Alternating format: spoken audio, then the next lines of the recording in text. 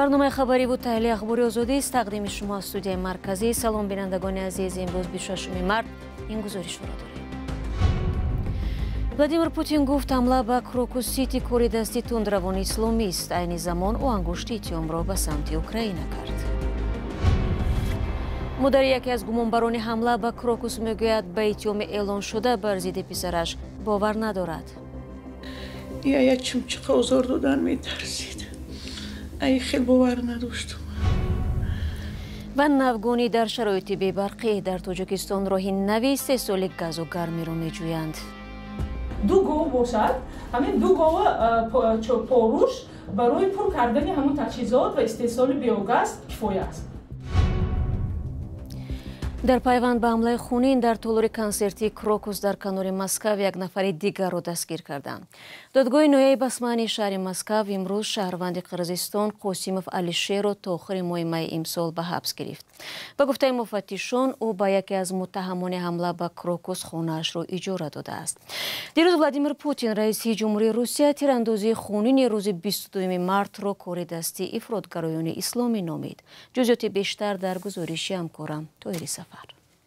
Мы знаем, что преступление совершено руками радикальных исламистов. ولادیمیر پوتین رئیس جمهوری روسیه روز دوشنبه گفت حمله تروریستی خونین در کنار مسکو کاری دست افراطگرایان اسلامی بود و افزود حمله که روسیه در 20 سال گذشته شاهد نشده است بخشی از معرکه وسیع تهدید از طرف اوکراین است. اوکراین هر گونه دست داشتن در تیراندازی را رد می کند. رئیس جمهوری روسیه با استفاده از شیوه صحبت که از زمان تجاوز به اوکراین استفاده می برد گفت که روسیه باید معلوم کند که این حمله را فرمایش داده و چه کسی از آن سود برده است. این جنایت یک حلقه در زنجیره تلاش‌های آنهایی است که از سال 2014 با ما و با دست رژیم فاشیستی کیوف می‌جنگند. روز 22 مارس 4 فرد مسلح به تالار کنسرتی کروکوس وارد شدند، مردم را تیرباران کردند و تقریبا 130 نفر را کشتند. گروه دولت اسلامی مسئولیت حمله را بر دوش گرفت. بیشتر از 180 کسی دیگر جراحت برداشتند. روز 25 مارس دادگاه نهایی مسکو امر داد 3 نفر دیگر اسرائیل اسلاموف و 2 پسرش دیلاور و امینجان را برای کمک در عمل تروریستی بازداشت کنند.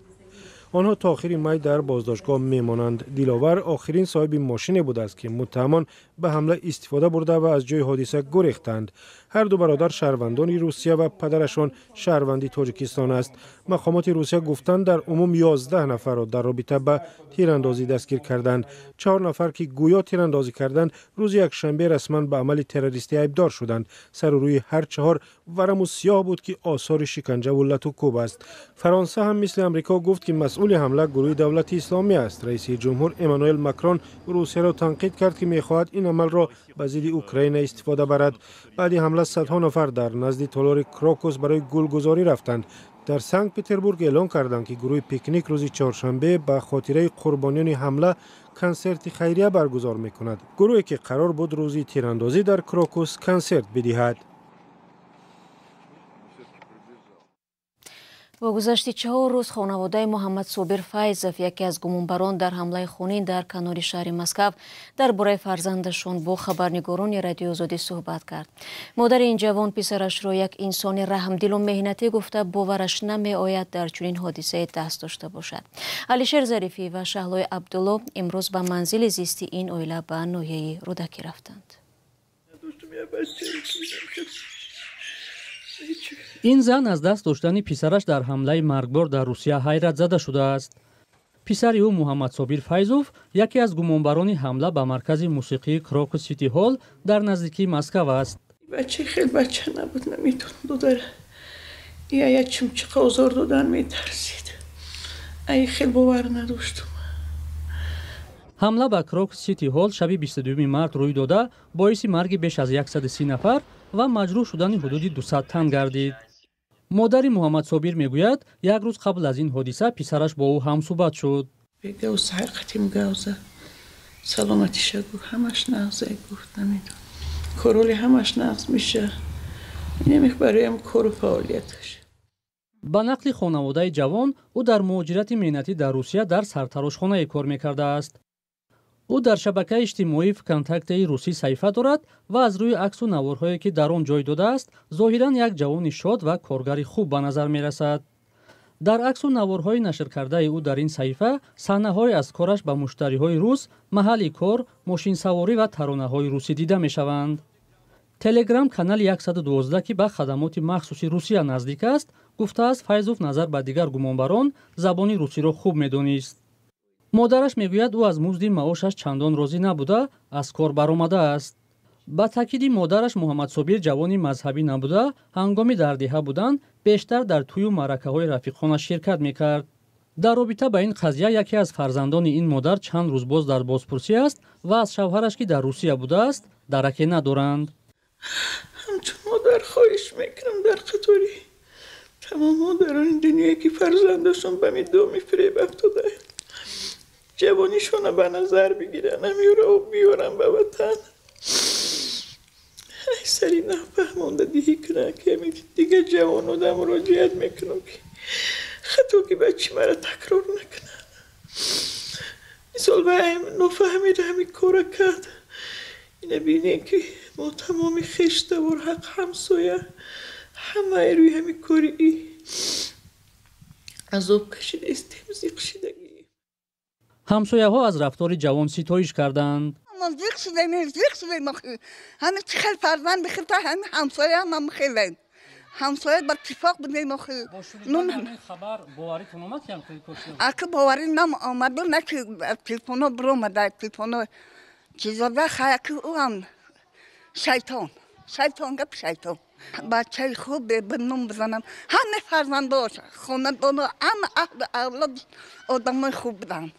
محمد صابری 19 ساله گمانبر به حمله تروریستی در روسیه در امین محله بزرگ شده است و تقریبا 1.5 سال پیش بعد از ختم مکتب میانه برای مهاجرت مهنتی برای دریافت کار به روسیه رفته است. محمد صابری 4 برادر داشته در خانواده فرزندی خردی بوده است. مقامات روسیه غیر از این جوان حداقل 7 زاده تاجیکستان را برای دست داشتن در این حمله گمانبر دانستند. تاکنون درباره بازداشت 11 کس گزارش رسیده است. صحبت مادر محمد صابر فیضوف را با همکاران ما تماشا کردید. اما به فرق از این مادر گمانبر دیگر حمله سید اکرم رجبالی زاده درباره بازداشت و شکنجه پسرش اصلا خبر ندارد. مقامات قدرتی روسیه هنگام بازداشت یک گوش رجبالی زاده را بریدند و در دادگاه طرف راستی سرش دوکاپیچ بود و در رویش آثار ضربالت داشت.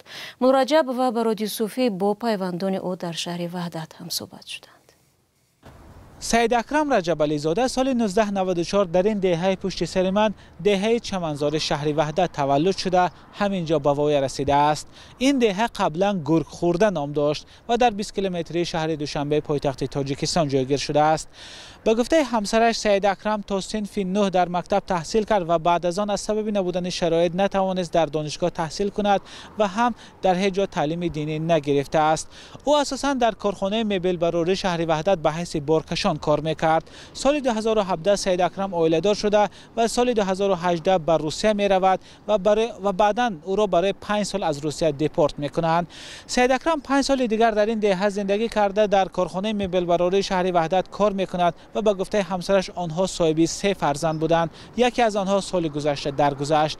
همسر سید اکرم میگوید آنها زندگی فقیرانه دارند و اساساً از حساب درآمدی که سید اکرم از حساب بارکشانی به دست می آورد زندگیشان را پیش می بردند. همسرش میگوید سید اکرم نیت داشت یک ماشین اوپل خریده و به کارش ادامه دهد. همسر سید اکرم که نخواست در نزد دوربین صحبت کنه در صحبت بدون ثبت گفت که شوهرش اول سال 2024 ناگهان تصمیم گرفت که بر روسیه برود.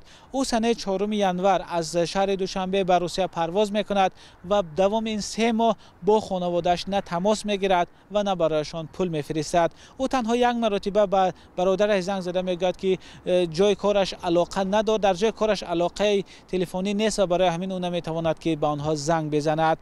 نزدیکان سید اکرم عکس‌های او را در اداره مقامات قدرتی دیدند. البته عکس‌های بعد از بازداشت او را و شوک زده شدند. مادر سید اکرم هنوز از این چیز خبر ندارد، چون به گفته نزدیکانش اگر خبری بازداشت و شکنجه پسرش را فهمد ممکن سلامتیش یک بار بد شود. پیوندانش گفتند که بعد بازداشت سید اکرم رجب علی زاده از سوی مقامات قدرتی روسیه آنها را چند مرتبه به نهادهای قدرتی تاجیکستان برده بازپرسی کردند و از آنها درباره این جوان پرسیدند. پیوندان سید اکرم باور دارند که او قربانی تهمت شده است، چون قبلا در تاجیکستان هیچ جنایتی انجام نداده بود.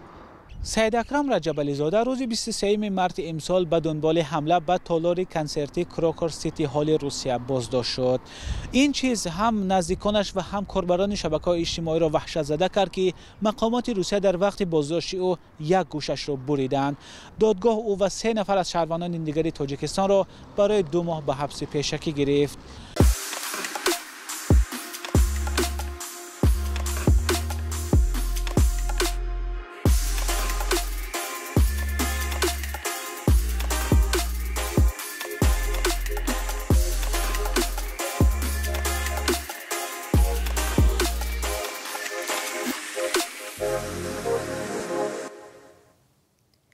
برنامه را ادامه می‌دهیم. یک تشکیلات مستقلی کشاورزی تاجیکستان با دستگیری مالیوی آژانسی آمریکا اوید به رشد بین‌المللی عزم دارد به خانواده‌ها با فناوری جدید گاز و روشنایی آورد و هم مشکل چندین اسره زنان و دهقانان را حل کند.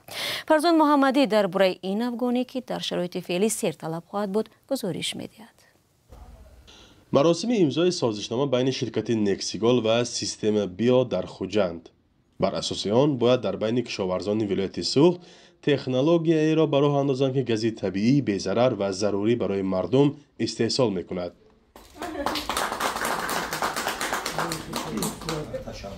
تکنولوژی نو به خانواده‌ها و چارواپروران امکان می‌دهد از سوختن هیزم و دیگر مواد سوخت سردود دست کشند و گاز را به جای آنها استفاده برند که محیط را آلوده نمی‌کند. زنها نیز از کار سختی آماده کردن و خشکانیدن تپی خلاص می‌شوند. موادی که گاز از آن به دست می‌آید نه پرتاب بلکه نوری مینرالی برای پرورش زراعت خواهد بود. تکنولوژی نو را بخصوص برای مردم دهات ضرور می‌دانند که حالا از بی‌برقی در خانه‌های سرد رنج می‌کشند و راهی برون رفت از این مشکل را می‌جویند. از همه چیز مدل خردترینش طلب میکند که در یک خانواده 2 گاو باشد. همین 2 گاو پاروش برای پر کردن همون تجهیزات و استحصال بیوگاز کفایه است. با تکنولوژی نو یا بیودایجستر پاروی چاره‌های پرنده را کار کرد و از آن گاز طبیعی استحصال می‌کنند. بیودایجستر باقی مانده‌های حاصل زراعت‌های کشاورزی و پایه و برگ رستنی‌ها را هم کارکرد می‌کند. با گاز چاره‌داران می‌توانند مالخانه و کشاورزان گرمخانه‌ها را گرم کنند و برای هر احتیاجات دیگرشان استفاده برند. یعنی تکنولوژی استحصال بیوگاز امکانیت می‌دهد که یعنی صرفه سوزشواری، صرفه نوری، هم نوری ارگانیکی و استفاده باقی مانده آن یعنی استفاده آن در بلند برداشتن حاصلخیزی خاک، بلند برداشتن حاصلناکی زمین، حاصلناکی زراعت‌ها و بازده زمین خیلی هم سهمی نظر است می‌گذارد. هدف نهایی طرح و راه‌اندازی تکنولوژی نو مساعدت به رشد کشاورزی، یک ساحه مهم اقتصاد تاجیکستان است که صدها هزار نفر در آن کار می‌کنند. ساحه کشاورزی در تاجیکستان امکانیت‌های خوبی دارد، امکانیت‌های فراوانی دارد و از نمونه‌هایی که در اینجا شما می‌بینید با مانند نکسیکو و با مانند وزارت کشاورزی دیگر اینها فقط این اقتدارها را باید کمی بیشتر بلندتر برد. همچون یک برنامه یوسید، همچون یک لایحه یوسید، مقصد ما این است که همین امکانیت‌ها را تقویت دهیم تا اینکه به اون هدف‌های در ساحه کشاورزی که دارند زودتر و تیزتر رسند. اجرای برنامه همچنین برای جوانان دهات جایهای کاری نو می‌آفرد که تاجیکستان حال و نظر به هر وقت دیگر به آن احتیاج دارد. فرزان محمدی، رادیو آزادی، شهر خوجند. دوستان عزیز، برنامه امروز اخبار آزادی را به پایان میبرم. تشکر از یکایک شما که این 15 دقیقه با ما بودید. خبرهای بیشتر رو چون همیشه میتوانید در وبسایتمان azadi.org دسترس نمایید. تا دیدار نوبتی خود را از آن احتیاط کنید و خدا نگهدار.